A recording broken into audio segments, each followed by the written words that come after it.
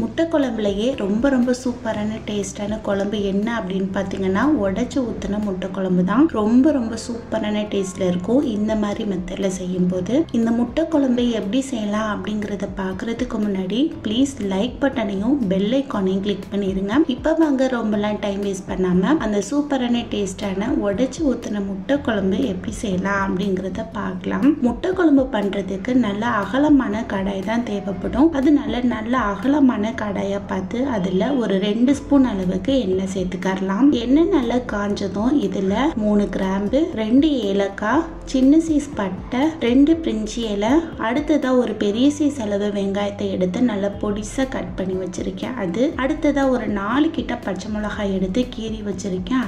இது எல்லாத்தையும் போட்டு அதோட பச்சை வாசனை போற வரைக்கும் நல்லா வதக்கி விட்டுக்கலாம். பாருங்க வெங்காயம் நல்லா வதங்கி நல்ல ஒரு கண்ணாடி பதத்துக்கு வந்து அதோட கலரும் லைட்டா மாறி வந்துட்டு இருக்குது. இந்த டைம்ல இதுல ஒரு ஸ்பூன் அளவுக்கு இஞ்சி பூண்டு விழுதையும் அதுல எடுத்து போட்டு அது கூட சேர்த்து நல்லா வதக்கி விட்டுக்கலாம். இஞ்சி பூண்டோட பச்சை வாசனை எல்லாம் போயிட்டு எண்ணெய் நல்லா பிரிஞ்சு வந்த பிறகு இதுல ஒரு 2 கிட்ட தக்காளி பழம் எடுத்து மிக்ஸி ஜார்ல போட்டு நல்லா பேஸ்ட் பதத்துக்கு அரைச்சி எடுத்து வச்சிருக்கேன். அதையும் இதுல ஊத்தி அது கூட சேர்த்து நல்லா மிக்ஸ் பண்ணி விட்டுட்டு மூடி வச்சிடலாம். தக்காளியோட பச்சை வாசனை எல்லாம் போயிட்டு அதுல இருந்து எண்ணெய் நல்லா பிரிஞ்சு வரட்டும். ஒரு 3 நிமிஷத்துக்கிட்ட ஆயிடுச்சு. இதுல இருந்து எண்ணெய் நல்லா பிரிஞ்சு வந்துருச்சு. இந்த டைம்ல இதை நல்லா மிக்ஸ் பண்ணி விட்டுட்டு இதுக்கு தேவையான மசாலா சேர்த்துக்கலாம்.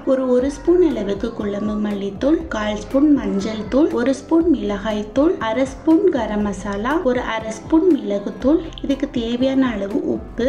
அடுத்ததான் இந்த மசாலா எல்லாம் தீஞ்சு போயிடாம இருக்கிறதுக்காண்டி ஒரு 1/4 கிளாஸ் அளவுக்கு மட்டும் தண்ணி ஊற்றி எல்லாத்தையும் சேர்த்து நல்லா மிக்ஸ் பண்ணி விட்டுக்கோங்க. இப்போ பாருங்க சூப்பரா இது எல்லாமே சேர்ந்து நல்லா மிக்ஸ் ஆகி வந்துருச்சு. இந்த டைம்ல மறுபடியும் ஒரு 2 நிமிஷத்துக்கிட்ட மூடி வச்சிருங்க. மசாலாவோட பச்சை வாசனை எல்லாம் போயிட்டு எண்ணெய் நல்லா பிரிஞ்சு வரட்டும். ஒரு 2 நிமிஷம் கழிச்சு ஓபன் பண்ணி பார்த்தீங்கன்னா சூப்பரா இதுல இருந்து எண்ணெய் நல்லா பிரிஞ்சு வந்துட்டு இருக்குது. இந்த டைம்ல இதை நல்லா மிக்ஸ் பண்ணி விட்டுட்டு ஒரு 2 சீல் அளவு கிட்ட தேங்காய் எடுத்து நல்ல பேஸ்ட் பதத்துக்கு அரைச்சி எடுத்து வச்சிருக்கேன். அதை இதுல போட்டு அது கூட சேர்த்து நல்லா மிக்ஸ் பண்ணி விட்டுக்கலாம். இப்போ இது எல்லாமே சேர்ந்து சூப்பரா நல்ல ஒரு கிரேவி பதத்துக்கு வந்துருச்சு. இப்போ மறுபடியும் இதை மூடி வச்சிடலாம். இதுல இருந்து கொதி எழும்பி வரட்டும். இப்போ ஒரு 2 நிமிஷம் கழிச்சு ஓபன் பண்ணி பாத்தீங்கன்னா சூப்பரா இதுல இருந்து நல்ல கொதி எழும்பி வந்துட்டு இருக்குது. இந்த டைம்ல நம்ம எடுத்து வச்சிருக்கிற முட்டையை உடைச்சு ஊத்திடலாம். நீங்க பிகினரா இருந்தீங்கன்னா ஒரு பாத்திரத்துல ஊத்துங்க. இல்ல உங்களுக்கு நல்லா ஊத்த தெரியும் அப்படின்ற பட்சத்துக்கு நீங்க அப்படியே கூட முட்டையை உடைச்சு ஊத்திடலாம். நான் இன்னைக்கு ஒரு 5 to 6 முட்டை கிட்ட எடுத்து வச்சிருக்கேன். உங்களுக்கு எந்த அளவுக்கு முட்டை தேவையோ அந்த முட்டையை நீங்க எடுத்து போட்டுடலாம். இப்போ மிக்ஸ் எதுவுமே பண்ணி விடாம அப்படியே கடாயை மூடி வச்சிருங்க. ஒரு 10 நிமிஷத்துக்கிட்ட நல்லா சிம்ல வச்சுட்டு